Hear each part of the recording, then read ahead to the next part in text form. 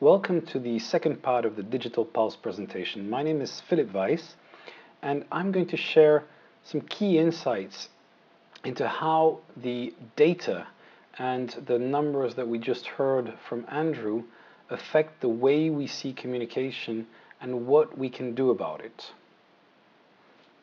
Now, first I want to ask you a question. Do you recognize this person?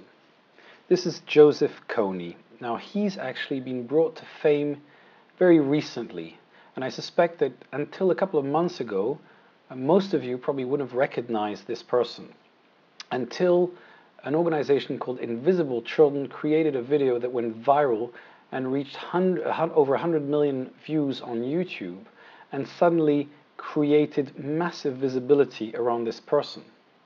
Now, this story was actually brought to me by my children, who had seen the videos and had been very touched by the issues, and they kind of lobbied for me to support the campaign.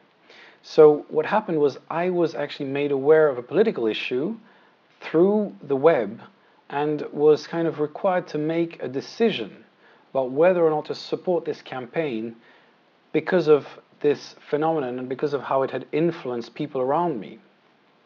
Now, this is something that's happening with increasing frequency, and if we go back in recent history, we can see that mobilization of crowds has really been transformed by social media tools. This is a picture of Tahrir Square in February 2011 on the day Hosni Mubarak stepped down. This was the result of a popular movement, and when people witnessed this, they really felt that they were seeing history in the making. This is actually unfolding to this day, but at the time we felt that people had come through exchanges of information and through sharing of knowledge and brought about radical transformation of their government. A few weeks later, in August, we witnessed a much more disturbing example of people power. This was London in August 2011, and what we saw were riots where people came together for no clear and apparent reason and started to commit acts of violence, and truly shocked people who saw it. Now, these three stories have something in common. They were made possible, or certainly their reach and their impact was massively accelerated by these seemingly insignificant tools that people normally associate with the web, but that played a key role in bringing about political change.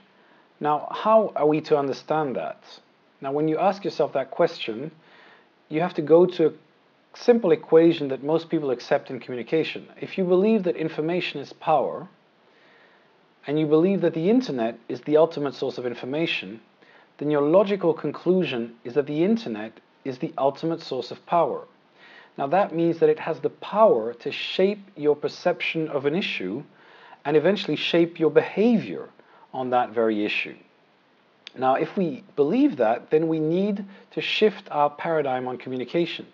And we need to understand how this paradigm needs to be transformed, how we need to revisit our understanding of communication. And we need to understand the power of the individual. In 2006, Time chose as Person of the Year the individual. And that's why they put this cover that's now very well known with you at the core. Because in the age of networks, individuals have an amazing amount of power to bring about stories and to bring about change by sharing these stories with the rest of the world. And as was pointed out in the previous presentation, as tools such as Facebook, Wikipedia, YouTube become widespread and politicians, people in different functions start using them, it changes the way we think of friendship, the way we think of interaction, and the way we learn about any kind of issue. And those changes bring about a new reality with new possibilities. And that's really, I think, what's most important in these insights, which is once 80% of people in the Brussels elite start using Facebook, it means Facebook becomes a normal way of communicating, no longer an exception. So you can use networks in order to share information.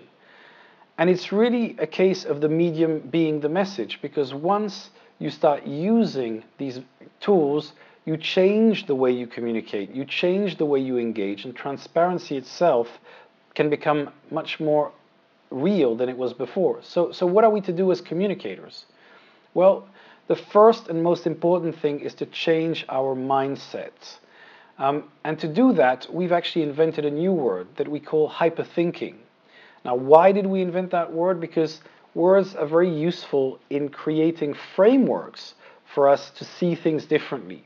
So it's really a tool to help us to change our paradigm. And we've developed that over the years with our team and with our clients to help people navigate through that change. And hyperthinking exists around 4 key dimensions. The first one is the ability to hypershift, and hypershift is about shifting your paradigm. So understanding what is a paradigm, what are your preconceptions, what are the key assumptions you have when you see the world, and how can you shift away from those and look at the world through new perspectives.